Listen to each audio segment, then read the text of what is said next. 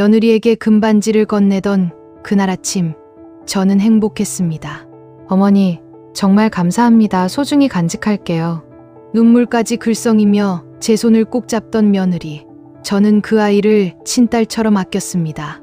그런데 그날 밤, 소파에 놓인 남편 휴대폰 화면에 떠오른 메시지 하나. 오늘 밤 어머님 약 드시면 바로 주무실 거예요. 2층으로 올라오세요. 발신자 이름은 여보. 떨리는 손으로 메시지를 열었을 때 저는 제 인생이 무너지는 소리를 들었습니다. 수천 개의 메시지, 3년간의 은밀한 대화, 호텔 예약 내역, 그리고 가장 충격적이었던 한 줄. 당신과 함께 있으면 내가 다시 젊어지는 것 같아. 우리 지혜, 제 남편이 여보라고 부르던 사람은 바로 오늘 아침 제 앞에서 눈물 흘리던 그 며느리였습니다. 이 가족은 처음부터 거짓이었습니다. 하지만 그들은 몰랐습니다.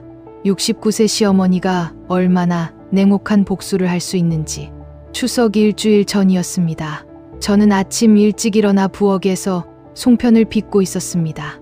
창문 너머로 들어오는 가을 햇살이 따스했고 곧 명절이면 온 가족이 모일 생각에 마음이 설레었지요. 어머니, 벌써 일어나셨어요?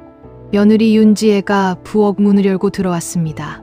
단정하게 빗은 머리, 그리고 늙으렇듯 부드러운 미소를 띤 채였지요. 어머니 혼자 하시면 힘드실 텐데 제가 도와드릴게요. 지혜는 앞치마를 두르고 제 옆에 앉아 송편을 빚기 시작했습니다. 우리는 그렇게 1시간 넘게 나란히 앉아 이야기를 나누며 명절 준비를 했지요. 결혼한 지 16년, 지혜는 한 번도 시댁에서 문제를 일으킨 적이 없었습니다.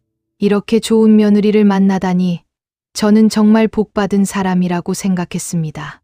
그날 오후 남편 김태수가 골프장에서 돌아왔습니다. 72의 나이지만 여전히 정정한 남편은 기분 좋은 얼굴로 거실로 들어왔지요. 우리 며느리가 제일 예쁘고 착해. 아이고, 아버님도 창피하잖아요. 두 사람의 대화를 보며 저는 가슴이 따뜻해졌습니다. 우리 가족은 정말 행복하구나. 다음 날 아침, 저는 지혜를 불러 작은 상자를 건넸습니다. 지혜야, 이거 받아라. 상자를 열자 금반지가 아침 햇살에 반짝였습니다. 친정어머니께서 돌아가시기 전에 주신 우리 집안 대대로 내려오는 가보였지요. 어머니 감사합니다. 정말 소중히 간직할게요. 지혜의 눈에 눈물이 그렁그렁 맺혔습니다. 저는 며느리의 어깨를 토닥여 주었지요. 그날 저녁 남편은 친구들과의 저녁 약속이 있다며 일찍 나갔습니다. 저는 혼자 거실에 앉아 TV를 보다가 문득 남편이 소파에 두고 간 휴대폰이 눈에 띄었습니다. 메시지 알림이 떠 있었지요. 호기심의 화면을 들여다본 저는 그 순간 심장이 멈춘 것 같았습니다. 여보라는 이름으로 저장된 사람에게서 온 메시지. 오늘 밤 어머님 약 드시면 바로 주무실 거예요. 2층으로 올라오세요. 보고 싶어요. 저는 손이 떨려서 휴대폰을 거의 떨어뜨릴 뺐습니다.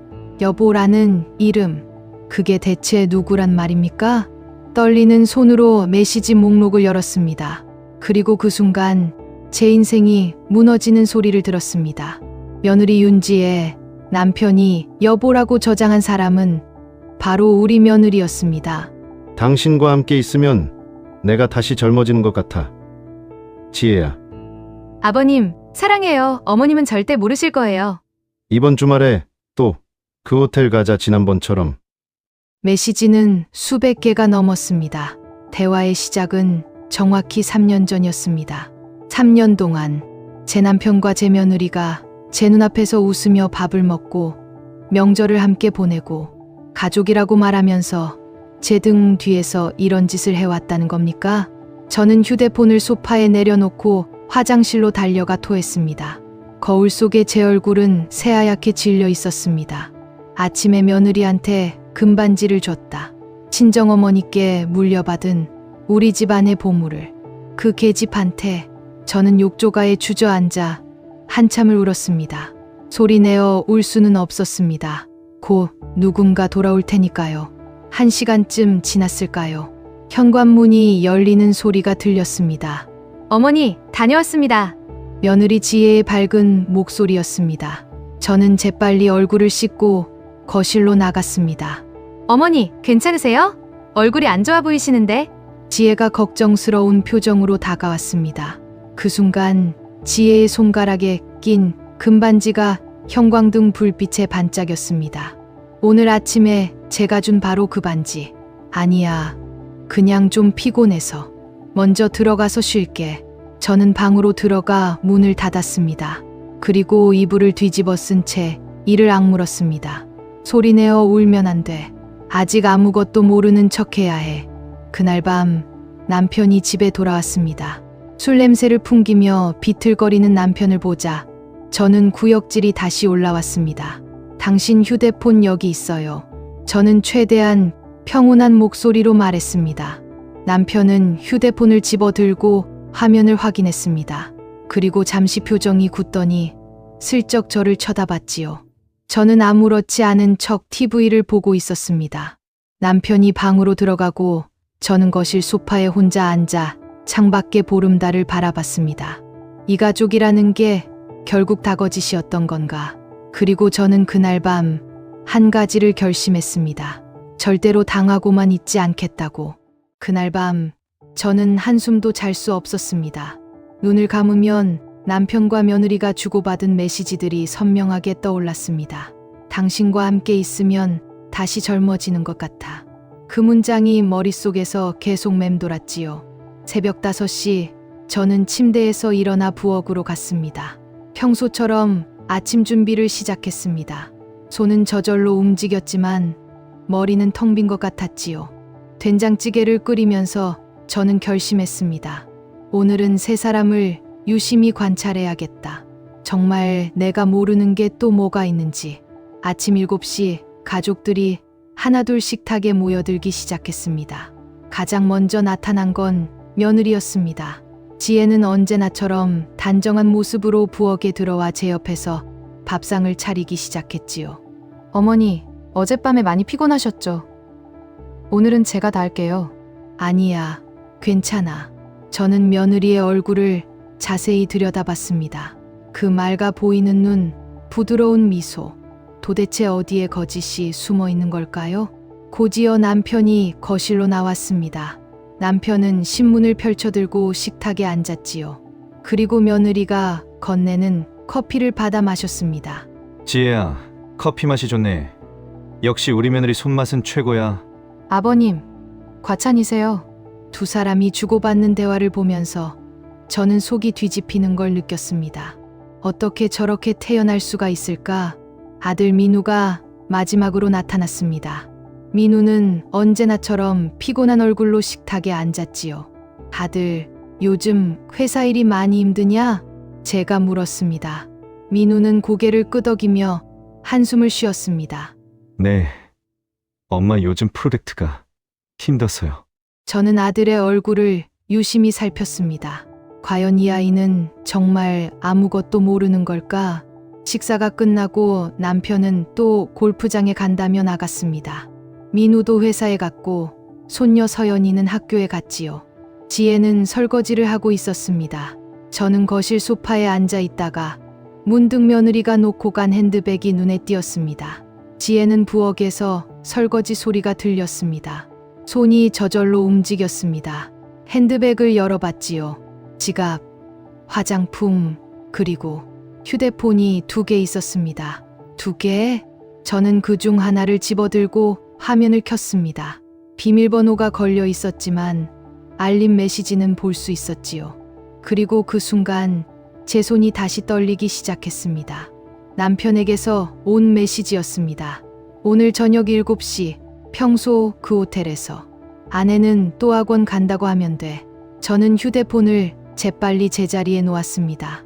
가슴이 터질 것 같았지요. 그날 저녁이었습니다. 민우가 퇴근해서 돌아왔습니다. 지혜는 남편에게 말했지요. 여보, 오늘 저녁에 친구들이랑 모임이 있어서 좀 늦을 것 같아. 그래, 알았어. 조심해서 다녀와. 민우는 아무렇지 않게 대답했습니다. 저는 그 모습을 지켜보며 숨이 막히는 것 같았습니다. 민우가 방으로 들어간 후 저는 조용히 민우의 방문 앞에 섰습니다. 안에서 목소리가 들렸지요. 민우가 전화 통화를 하고 있었습니다. 알아. 알아 하지만 어쩔 수 없잖아. 아버지가 하시는 일인데. 내가 뭐라고 말을 해?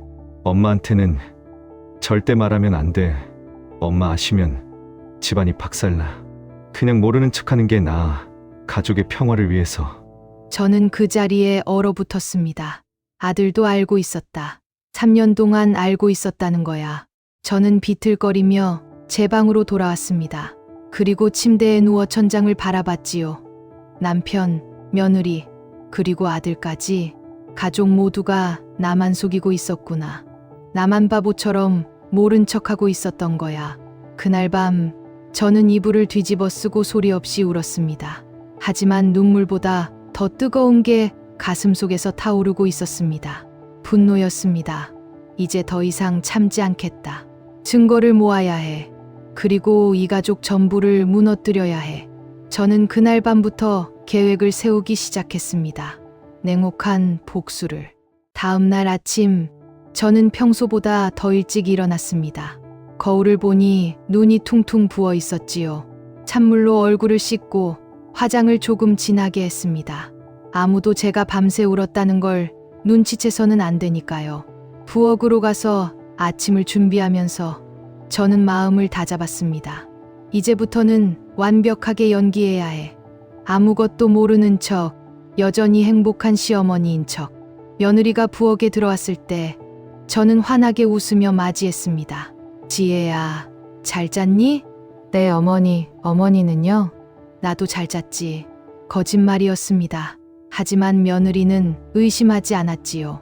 그날부터 저는 본격적으로 증거를 모으기 시작했습니다. 남편이 샤워하는 동안 저는 남편의 휴대폰을 몰래 확인했습니다. 메시지를 하나하나 스크린샷으로 찍어서 제 휴대폰으로 전송했지요. 3년 전부터 시작된 대화들. 처음엔 단순한 칭찬으로 시작했더군요. 지혜야, 오늘 옷차림 참 예쁘네. 아버님, 감사해요. 아버님도 젊어 보이세요. 그러다가 점점 노골적으로 변해갔습니다. 당신과 함께 있으면 내가 다시 살아나는 것 같아. 저도 아버님과 있으면 설레요. 이런 감정 처음이에요. 그리고 6개월 전부터는 호텔 이름과 객실 번호까지 주고받더군요. 저는 모든 대화를 꼼꼼히 저장했습니다. 날짜, 시간, 내용까지 빠짐없이. 며느리의 두 번째 휴대폰도 기회가 될 때마다 확인했습니다. 비밀번호는 남편 생일이더군요. 참 뻔뻔한 것들. 그 휴대폰에서 더 충격적인 걸 발견했습니다. 며느리가 친구에게 보낸 메시지였습니다. 언니, 솔직히 말하면 시아버지가 나한테 완전 빠졌어.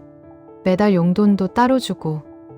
남편은 무능하고 돈도 못 버는데 시아버지는 달라 회사 실권도 있고. 나중에 유산 받으면 남편이랑 이혼할 생각이야. 그때까지만 참으면 돼. 그 메시지를 읽는 순간 저는 핸드폰을 쥔 손이 부들부들 떨렸습니다. 처음부터 계산이었구나. 우리 가족이, 우리 재산이 목표였던 거야. 더 파고들었습니다. 남편의 신용카드 내역을 몰래 확인했지요. 호텔 결제 내역이 수십 건 나왔습니다. 그리고 백화점, 명품관에서 구입한 고가의 선물들.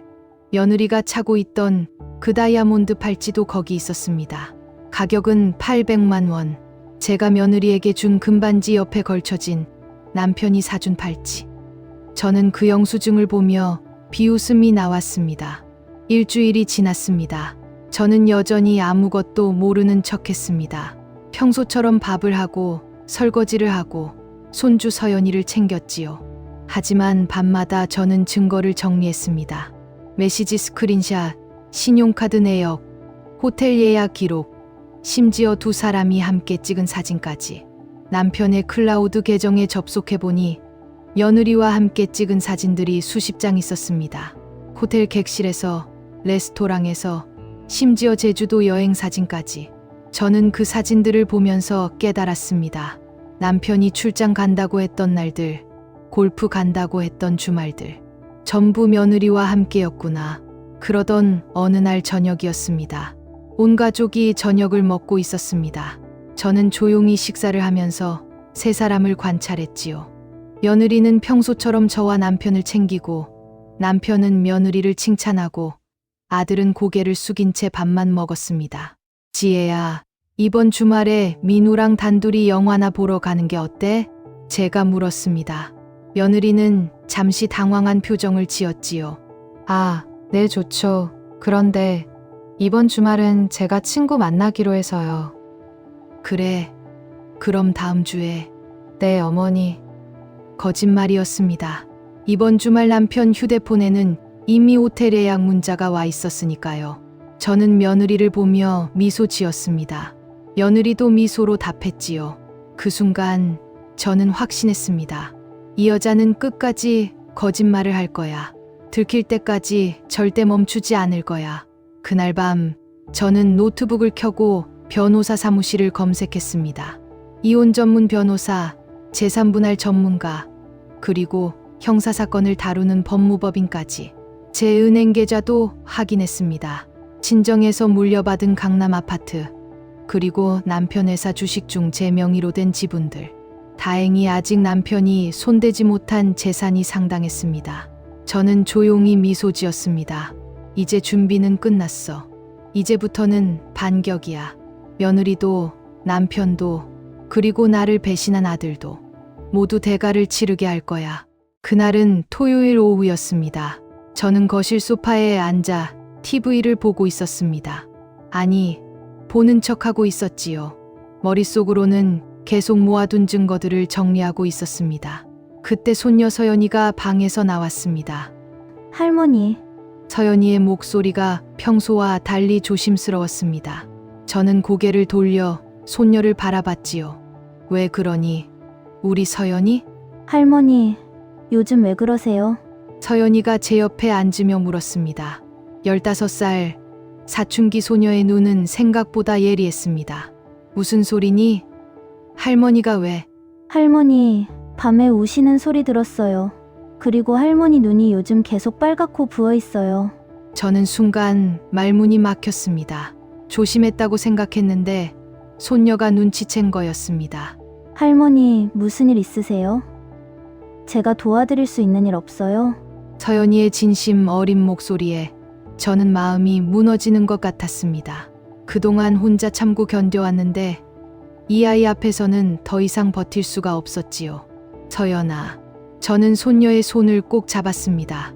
그리고 조용히 말했습니다. 할머니가 말이다. 요즘 좀 힘든 일이 있단다. 무슨 일인데요? 서연이는 제 손을 꼭 잡으며 물었습니다.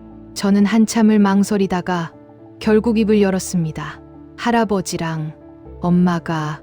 그 말을 꺼내는 순간 눈물이 주르륵 흘러내렸습니다. 더 이상 참을 수가 없었습니다. 서연이는 처음에는 무슨 말인지 이해하지 못하는 표정이었습니다. 하지만 제가 모든 것을 설명하자 손녀의 얼굴이 점점 굳어졌지요. 할머니, 그게 정말이에요? 응, 할머니가 직접 봤어. 증거도 다 있단다. 서연이는 한동안 말이 없었습니다. 그러다 갑자기 눈에 눈물이 고이더니 제 품에 안겼습니다.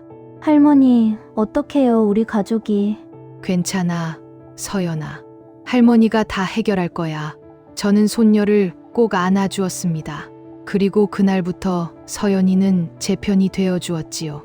며칠 후였습니다. 서연이가 조심스럽게 제 방문을 두드렸습니다. 할머니, 이거 보세요. 손녀는 자신의 휴대폰을 내밀었습니다. 화면에는 녹음 파일이 여러 개 있었습니다. 이게 뭐니?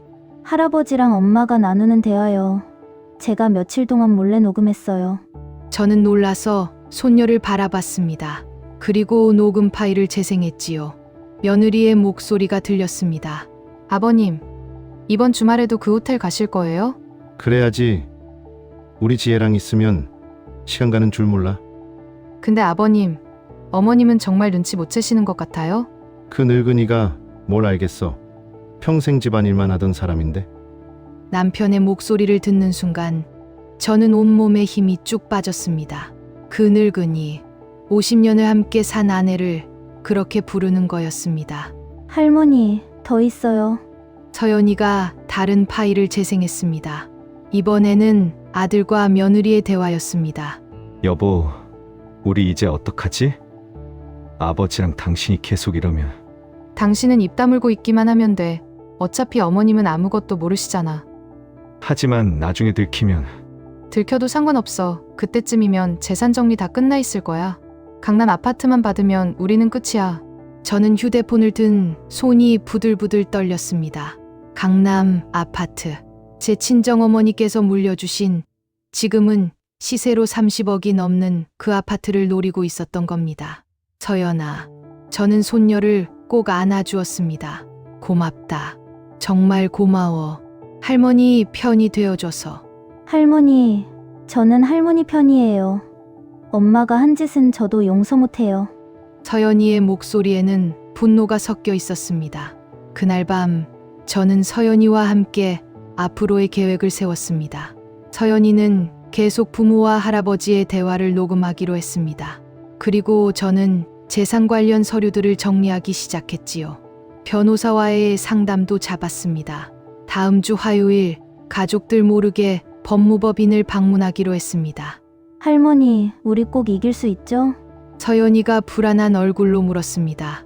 저는 손녀의 머리를 쓰다듬으며 단호하게 말했습니다. 그럼 할머니는 절대 지지 않아. 우리한테 증거가 있잖니. 그리고 저는 잠시 말을 멈췄다가 이어갔습니다. 할머니한테는 너라는 든든한 편이 있으니까. 서연이는 제 손을 꼭 잡았습니다.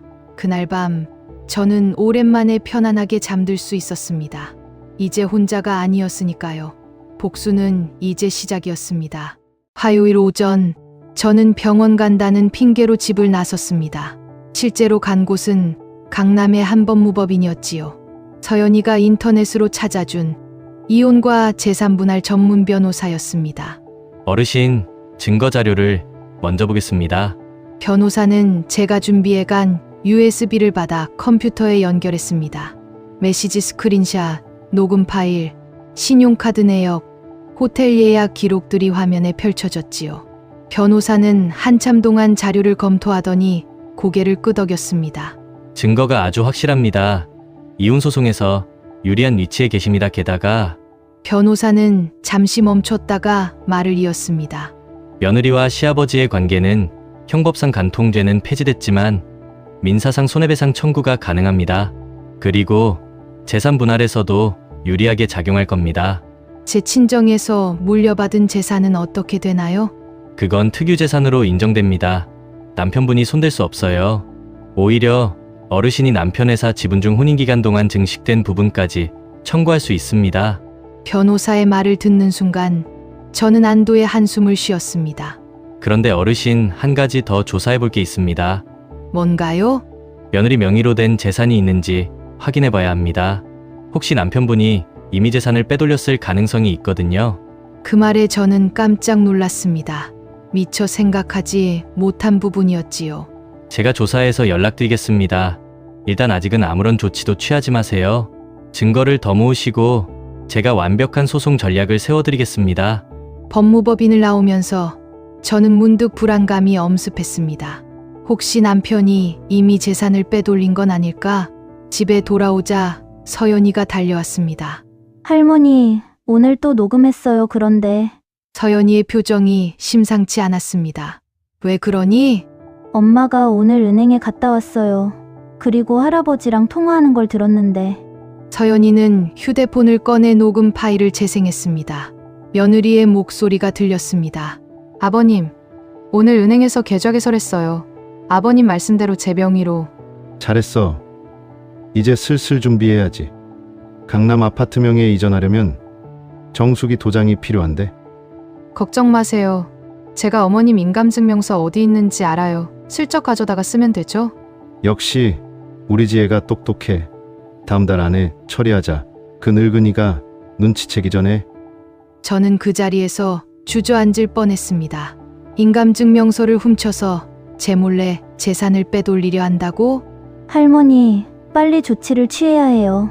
서연이가 다급하게 말했습니다. 저는 떨리는 손으로 방금 만난 변호사에게 전화를 걸었습니다. 변호사님, 큰일입니다. 지금 당장 재산 가압류를 신청해야 할 것 같아요. 그날 오후 저는 변호사와 함께 긴급하게 움직였습니다. 강남 아파트에 대한 처분 금지 가처분을 신청했고 남편 명의의 회사 주식과 예금 계좌에 대한 가압류도 신청했지요. 저녁이 되어 집에 돌아왔을 때 남편이 거실에 앉아 있었습니다. 당신 오늘 어디 갔었어? 병원 갔다 왔어. 검진 받으러. 그래. 몸은 괜찮아? 남편은 여전히 아무것도 모르는 표정이었습니다. 저는 평소처럼 웃으며 대답했지요. 응, 괜찮대. 걱정 마. 그날 밤 며느리가 늦게 들어왔습니다. 손에는 명품 쇼핑백을 들고 있었지요. 어머니, 아직 안 주무셨어요? 응, TV 보고 있었어. 쇼핑했니? 네, 친구랑 백화점 갔다 왔어요. 며느리는 환하게 웃었습니다. 제 재산으로 쇼핑을 하고 온 주제에 말이지요. 저는 며느리를 보며 조용히 미소 지었습니다. 그래, 예쁜 거 많이 샀니? 네, 어머니도 나중에 보여드릴게요. 며느리는 자기 방으로 들어갔습니다. 저는 거실에 혼자 남아 창밖을 바라봤습니다. 내일 모레면 법원에서 가압류 결정문이 나올 겁니다.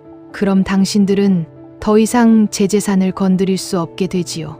저는 손에 쥔 휴대폰을 내려다봤습니다. 변호사에게서 온 문자가 있었습니다. 내일 오전에 모든 가압류 처리 완료됩니다. 이제 안심하셔도 됩니다. 저는 그 문자를 보며 처음으로 진짜 미소를 지었습니다. 이제 당신들은 끝이야. 한 발 한 발 파멸을 향해 가고 있어. 사흘 후 집안이 발칵 뒤집혔습니다. 아침 일찍 남편에게 법원 등기소에서 전화가 왔습니다. 김태수 씨, 귀하 명의의 회사 주식과 예금 계좌가 가압류됐습니다. 그리고 강남 소재 아파트의 처분 금지 가처분이 신청됐습니다. 남편의 얼굴이 새하얗게 변했습니다. 뭐? 그게 무슨 소리야? 저는 부엌에서 그 모습을 지켜봤습니다. 남편은 황급히 옷을 입고 은행으로 달려갔지요. 1시간쯤 지나 남편이 집으로 돌아왔습니다. 얼굴이 불그락불그락하며 소리를 질렀습니다. 당신이 한 거야? 무슨 소리예요? 저는 태연하게 대답했습니다. 법원에서 가압류 결정이 났다고. 신청인이 당신이더라고. 아, 그거요? 제가 했어요. 저는 평온하게 웃으며 말했습니다. 남편은 믿을 수 없다는 표정으로 저를 노려봤지요. 당신 미쳤어? 갑자기 왜 그런 짓을 해? 제 재산 지키려고요. 당신이 나 몰래 빼돌리려 한다기에. 무슨 헛소리야? 그때 며느리가 방에서 나왔습니다. 며느리의 얼굴도 창백했지요. 어머니, 대체 무슨 일이세요? 저는 며느리를 천천히 바라봤습니다. 지혜야, 너도 알고 싶니? 내가 왜 이런 일을 했는지? 어머니, 며느리의 목소리가 떨렸습니다. 너희가 내 인감증명서 훔쳐서 강남 아파트 명에 이전하려던 거 다 알아. 순간 며느리의 얼굴이 굳었습니다. 남편도 말문이 막혔지요. 어떻게 알았냐고? 3년 동안 너희가 뭘 했는지 다 알고 있어? 저는 휴대폰을 꺼내 메시지 스크린샷들을 보여줬습니다. 남편과 며느리가 주고받은 수백 개의 메시지들. 호텔 예약 내역, 신용카드 결제 내역. 이것도 봐, 너희가 나눈 통화 녹음도 있어. 저는 녹음 파일 하나를 재생했습니다. 그 늙은이가 뭘 알겠어. 평생 집안일만 하던 사람인데. 남편의 목소리가 거실에 울려 퍼졌습니다. 남편은 휴대폰을 빼앗으려 했지만 저는 재빨리 뒤로 물러섰습니다. 소용없어요. 이미 다 변호사한테 넘겼거든요. 당신이 정말? 남편이 주먹을 불끈 쥐었습니다. 그 순간 서연이가 방에서 뛰어나왔습니다. 할아버지, 할머니한테 손대지 마세요. 서연이가 제 앞을 막아섰습니다. 남편은 손녀를 보며 당황한 표정을 지었지요. 서연아, 넌 비켜. 이건 어른들 일이야. 싫어요. 할아버지가 할머니한테 한 짓 저도 다 알아요. 서연이의 외침에 며느리가 헉 소리를 냈습니다. 서연아, 너... 엄마도 알았어요? 엄마가 할아버지랑 그런 짓 한 거? 서연이의 눈에서 눈물이 흘러내렸습니다. 그때 현관문이 열리며 아들 민우가 퇴근해서 들어왔습니다. 무슨 일이야? 왜 이렇게 시끄러? 민우는 상황을 파악하고 얼어붙었습니다. 아들아! 제가 민우를 불렀습니다. 넌 언제부터 알고 있었니? 내 아버지랑 내 아내가 그런 짓 하는 걸? 민우는 아무 말도 하지 못했습니다. 고개만 떨궜지요. 3년이야, 3년 동안 너도 알고 있었지? 엄마, 엄마라고 부르지 마. 넌 이미 엄마를 배신했어. 저는 차갑게 말했습니다. 민우는 무릎을 꿇었습니다. 엄마, 죄송해요. 정말 죄송해요. 저도 어떻게 해야 할지 몰라서. 어떻게 해야 할지 몰라서 3년 동안 입 다물고 있었다고? 제 목소리는 얼음장처럼 차가웠습니다. 거실은 순식간에 아수라장이 됐습니다. 며느리는 구석에서 울고 있었고 남편은 소파에 주저앉아 머리를 감싸쥐었지요. 아들은 무릎 꿇은 채 고개를 들지 못했고 서연이는 제 곁을 지켰습니다. 이제 다들 잘 들어! 저는 네 사람을 차례로 바라보며 말했습니다. 다음 주에 이혼 소송 들어갈 거야. 재산분할 청구도 하고 며느리한테는 민사상 손해배상 청구도 할 거야. 당신, 제발 우리 얘기 좀 하자. 이혼까지는 얘기 3년 동안 내 등 뒤에서 그런 짓 하면서 이제 와서 얘기하자고? 저는 비웃었습니다. 그리고 민우 너! 네, 엄마. 너도 각오해. 내가 받을 유산은 하나도 없어. 다 서연이한테 갈 거니까. 민우는 고개를 떨궜습니다. 그날 밤 집안은 처참했습니다. 남편은 술을 마시며 소파에서 잠들었고 며느리는 방에서 나오지 않았습니다. 민우는 멍하니 창밖만 바라보고 있었지요. 저는 서연이와 함께 제 방에 있었습니다. 할머니, 무섭지 않으세요? 무섭지. 하지만 이제 멈출 수 없어. 저는 창밖을 바라봤습니다. 이제 정말로 시작이야. 진짜 전쟁은.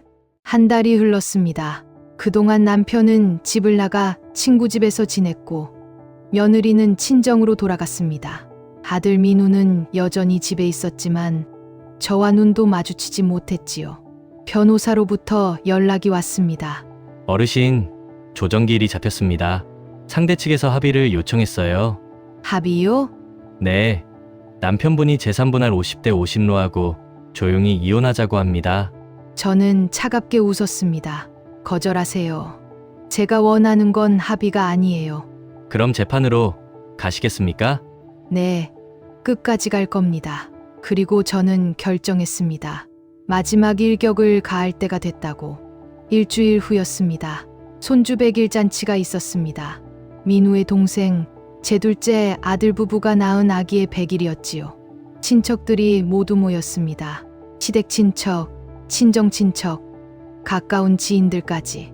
호텔 연회장에 50명이 넘게 모였습니다. 남편도 왔고 며느리도 왔습니다. 민우도 불편한 표정으로 자리에 앉았지요. 사람들은 우리 가족에게 무슨 일이 있는지 모르고 있었습니다. 잔치가 한창 무르익을 무렵 저는 조용히 자리에서 일어났습니다. 여러분, 잠시 제 말씀 좀 들어주시겠습니까? 사람들이 일제히 저를 바라봤습니다. 오늘 이렇게 좋은 날 손주의 100일을 축하하러 와주셔서 감사합니다. 그런데 저는 오늘 여러분께 말씀드릴 게 있습니다. 남편의 얼굴이 창백해졌습니다. 며느리도 불안한 표정으로 저를 바라봤지요. 사실 저희 가족에 큰일이 있었습니다. 제 목소리는 차갑고도 명료했습니다. 제 남편과 큰며느리가 3년 동안 부적절한 관계를 이어왔습니다. 연회장이 순식간에 술렁거렸습니다. 어머니! 지금 무슨 소리를! 며느리가 벌떡 일어섰습니다. 하지만 저는 멈추지 않았습니다. 서연이가 준비해둔 노트북을 켰습니다. 대형 스크린에 화면이 띄워졌지요. 남편과 며느리가 주고받은 메시지들이 하나하나 공개됐습니다. 오늘 밤 어머님 약 드시면 2층으로 올라오세요. 당신과 함께 있으면 내가 다시 젊어지는 것 같아. 어머님은 절대 모르실 거예요. 사람들이 경악했습니다. 누군가는 입을 막았고 누군가는 소리를 질렀습니다. 그리고 이건 호텔 CCTV 화면입니다. 그린의 남편과 며느리가 호텔 로비에서 함께 걷는 모습이 나타났습니다. 손을 잡고 엘리베이터에 함께 타는 장면까지. 이건 두 사람의 통화 녹음입니다. 그 늙은이가 뭘 알겠어. 평생 집안일만 하던 사람인데. 유산 받으면 남편이랑 이혼할 거야. 연회장은 완전한 아수라장이 됐습니다. 며느리는 얼굴이 새하얗게 질려서 주저앉았습니다. 며느리의 친정어머니가 달려와 며느리를 붙잡았지요. 지혜야, 이게 정말이냐? 남편은 자리에서 벌떡 일어나 소리쳤습니다. 당신 지금 미쳤어? 이게 무슨 짓이야? 미친 건 당신이에요. 저는 차갑게 말했습니다. 50년을 함께 산 아내를 배신하고 며느리와 불륜을 저지르고 제 재산까지 빼돌리려 한 당신이 미친 거지. 친척들이 남편을 비난하기 시작했습니다. 형님, 그게 사람이 할 짓입니까? 며느리와 그런 짓을 하다니. 민우는 고개를 푹 숙인 채 아무 말도 하지 못했습니다. 그때 며느리의 친정아버지가 앞으로 나왔습니다. 사돈댁, 정말 죄송합니다. 우리 딸이 정말 잘못했습니다. 사과로 되는 일이 아닙니다. 저는 단호하게 말했습니다. 저는 이미 이혼 소송을 제기했습니다. 그리고 며느리에게는 민사상 손해배상 청구도 했습니다. 얼마를 원하십니까? 제가 변상하겠습니다. 10억입니다. 사람들이 숨을 죽였습니다. 10억? 네, 제가 입은 정신적 피해와 저희 집안이 입은 명예훼손에 대한 배상입니다. 며느리는 그 자리에서 기절했습니다. 사람들이 며느리를 부축해 밖으로 데리고 나갔지요. 남편은 저를 노려봤습니다. 당신 날 이렇게 망신시키고 싶었어? 망신? 당신 스스로 한 짓인데 무슨 망신이에요? 저는 남편을 똑바로 바라봤습니다. 당신이 저를 그 늙은이라고 불렀을 때부터 이미 우리는 끝이었어요. 그날 100일 잔치는 그렇게 끝났습니다. 손주의 행복한 날을 제가 망쳤다는 걸 알았습니다. 하지만 저는 후회하지 않았습니다. 집으로 돌아오는 차 안에서 서연이가 제 손을 꼭 잡았습니다. 이제야 속이 시원하구나. 저는 창밖을 바라봤습니다. 복수는 이제 거의 끝나가고 있었습니다. 완전한 파멸까지 이제 한 걸음 남았습니다. 그로부터 6개월이 지났습니다.